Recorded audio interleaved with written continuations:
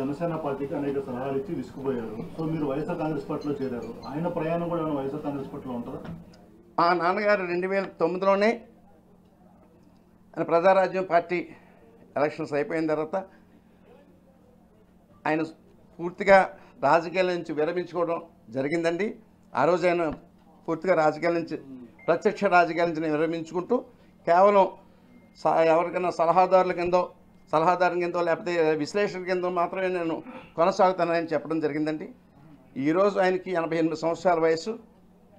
ఏదో కేవలం మంచి పార్టీ పెట్టాడు, ఈ పార్టీని మంచిగా నడుపుతాడని చెప్పేసి ఒక ఆశతోటి 80% ఉన్నటువంటి బడుగు బలహీన వర్గాలకి న్యాయం జరుగుతుందని ఉద్దేశంతో ఇంతవరకు ఆయన చేయడం జరిగిందండి. ఇక ముందు మరి ఆ వారి యొక్క ప్రయాణం ఎలా ఉంటుందో, ఇది ఏంటంటే ఇది నాది రాజకీయ ప్రయాణం, ఆయనది రాజకీయ ప్రయాణం కాకుండా ఆయన ఒక విశ్లేషకుడిగా ఆయన అభిప్రాయం వారిది, నా అభిప్రాయం రాజకీయంగా నేను జగన్మోహన్ రెడ్డి గారితో ప్రయాణం చేయడానికి సిద్ధంగా ఉన్నాను. నిన్నటి వరకు జనసేనలో ఉన్నారు, వైఎస్ఆర్ కాంగ్రెస్ పార్టీలోకి వచ్చారు. సో ముఖ్యమంత్రి జగన్మోహన్ రెడ్డి ఏ నిర్ణయం తీసుకున్నా వైసీపీ కార్యకర్తలు ఆయన నాయకులు అండగా ఉన్నారు, మద్దతు తెలుపుతూ ఉన్నారు. నేను మాట్లాడుతుంటే నా నిర్ణయాలు ఎందుకు ప్రశ్నిస్తున్నారు జన సైనికులు కావచ్చు, జనసేన నేతలు వార్నింగ్ ఇస్తున్నారు పవన్ కళ్యాణ్. అవునండి, నేను చెప్పేది అదేనండి. ఇది ప్రజాస్వామ్య దేశం, ఇది ప్రైవేట్ లిమిటెడ్ కంపెనీ కాదు. ప్రజలకు సంబంధించి ఒక పార్టీ పెట్టినప్పుడు ప్రజలు ఎవరైనా సరే ఎవరికైనా ప్రశ్నించే హక్కు ఉంటుంది. మనం తప్పు చేసినా ఒప్పు చేసినా ప్రజలు దాంట్లో భాగస్వాములు అడుగుతారు, వారికి సమాధానం చెప్పాల్సిన బాధ్యత మన మీద ఉంది. నేను కళ్యాణ్ గారిని అడిగేది ఏంటంటే 6,50,000 మంది క్రియాశీలక సభ్యత్వాన్ని ఈ సంవత్సరం జాయిన్ చేసుకున్నారు. ఒక్కొక్కడు 500 రూపాయలు చొప్పున కట్టి క్రియాశీలక సభ్యత్వం జాయిన్ అయినటువంటి ఏ వ్యక్తికైనా సరే ప్రశ్నించే హక్కు ఖచ్చితంగా ఉంటుంది. దానికి సమాధానం చెప్పాల్సిన బాధ్యత కూడా మీ మీద ఉంటుందని చెప్పేసి నాకు సలహాలు ఇచ్చేవాళ్ళు వద్దు, నన్ను క్వశ్చన్ చేసేవాళ్ళు వద్దంటే పార్టీని మూసేసి ఇంట్లో కూర్చొని మిమ్మల్ని ఎవరో క్వశ్చన్ చేయరు. పార్టీ ఉన్నంత వరకు మీరు చేసే ప్రతి తప్పుడు పని కూడా, తప్పుడు నిర్ణయాన్ని కూడా ప్రశ్నిస్తానే ఉంటారు. ప్రశ్నించే హక్కు ప్రతి వ్యక్తికి ఉంటుందని చెప్పి తెలియజేసుకుంటాను.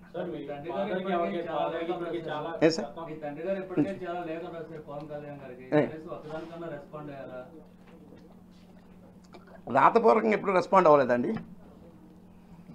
ఏదైనా వారికి అభ్యంతరం ఆ ఉత్తరాల్లో వారికి ఇబ్బంది అయిన పరిస్థితులు ఏదైనా వచ్చినప్పుడు ఆఫీస్ నుంచి ఏదైనా వ్యక్తులు అక్కడ హరిప్రసాద్ గారు అనే వ్యక్తి ఉంటారు, వారి దగ్గర నుంచి ఫోన్లు వచ్చేయండి, కొంచెం దీంట్లో కొంచెం పలానా దాంట్లో ఇబ్బంది ఉంది, పలానా చోట ఇబ్బంది ఉంది కొంచెం అని. అంతే అండి. గతంలో జోగయ్య గారిని కలిసారు పవన్ కళ్యాణ్, ఆయన ఆశీస్సులు తీసుకున్నారు, ఆయన సలహాలు ఆయన సూచనలు తీసుకుంటానన్నారు, గౌరవిస్తానన్నారు. కానీ ఇప్పుడు సడన్గా ఆయన పట్టించుకోవట్లేదు, లేఖలు కూడా పట్టించుకోవడం పరిస్థితి ఎలా చూస్తారు? వారికి అవసరం వచ్చినప్పుడు మాత్రం హరిరామ్ జోగయ్య గారు కావాలి, హరిరామ్ జోగయ్య గారి ఆధ్వర్యంలో పనిచేస్తున్నటువంటి కాపు సంక్షేమ సేన కావాలి. ఎందుకంటే సుమారు 1,00,000 మంది సభ్యులు ఉన్నటువంటి కాపు సంక్షేమ సేన, దాని వెనుకున్నటువంటి ఒక బలం ఆయన ఆశించడం జరిగిందండి. అనేక సార్లు వారి కోరిక మీదటే మంగళగిరిలో కాపు సంక్షేమ సేన మీటింగులు కూడా పెట్టడం జరిగింది. ఒక సంవత్సరం ఎగ్జిక్యూటివ్ బాడీ మీటింగ్ పెట్టారు.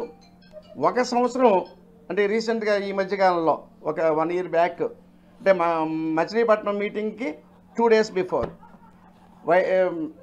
జనసేన పార్టీ ఆఫీస్లో మంగళగిరిలో కాపు సంక్షేమ సేన కార్యకర్తల సమావేశం విస్తృత కార్యకర్తల సమావేశం జరిగిందండి. దాంట్లో కూడా కళ్యాణ్ గారి కోరిక మీదనే జరిగింది. మరి అవసరం వచ్చినప్పుడు జోగయ్య గారిని ఉపయోగించుకుని కాపు సంక్షేమ సేన ఉపయోగించుకుని పొత్తు పొడిచిన తర్వాత, తెలుగుదేశంతో పొత్తు పొడిచిన తర్వాత ఎవరో అంటే తెలుగుదేశానికి సంబంధించినటువంటి నారా చంద్రబాబు నాయుడు గారు పర్మిషన్ ఇవ్వట్లేదనో, లోకేష్ గారు పర్మిషన్ ఇవ్వట్లేదనో జోగయ్య గారి లెటర్లకి అభ్యంతరం వ్యక్తం చేస్తున్నటువంటి సందర్భం అయితే ఇప్పుడు కనిపిస్తుంది.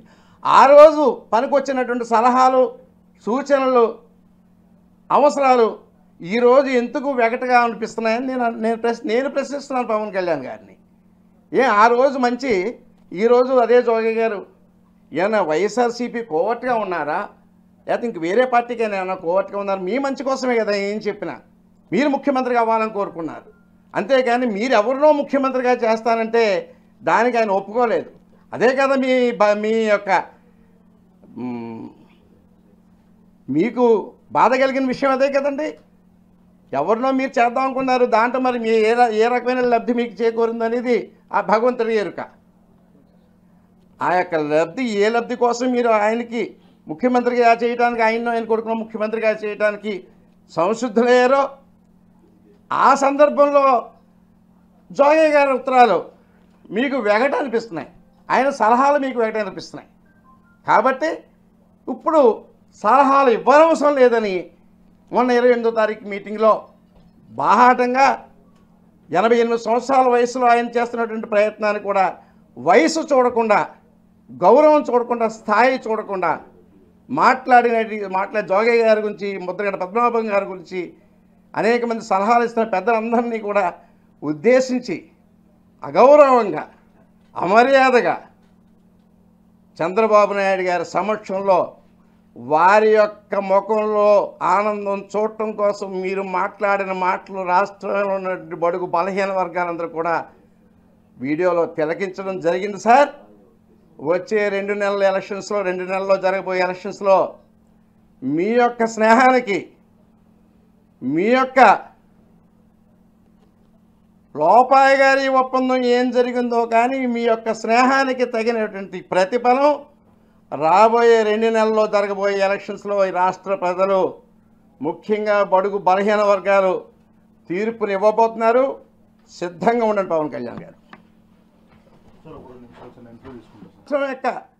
రాష్ట్రంలో బడుగు బలహీన వర్గాల వారికి, అలాగే పేదలందరికీ కూడా ఏమాత్రం కూడా ఉపయోగపడకుండా వ్యక్తిగత శ్రేయస్సు కోసం, వ్యక్తిగత పదవుల కోసం, వ్యక్తిగత లబ్ధి కోసం పార్టీలు నడుపుతున్న వ్యక్తుల్ని ఈ రాష్ట్రం నుంచి ప్రారంభవలసినటువంటి అవసరం కూడా ఎంత ఉందని చెప్పి నేను తెలియజేసుకుంటున్నాను.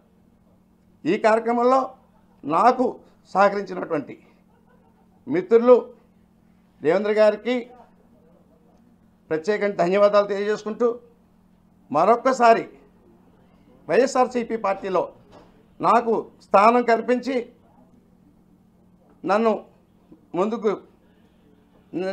నడవమని చెప్పేసి ఆజ్ఞాపించినటువంటి వైఎస్ జగన్మోహన్ రెడ్డి గారికి ప్రత్యేకంగా ధన్యవాదాలు తెలియజేసుకుంటూ, జై వైఎస్ఆర్సీపీ, జై జగన్మోహన్ రెడ్డి గారు. Thank you.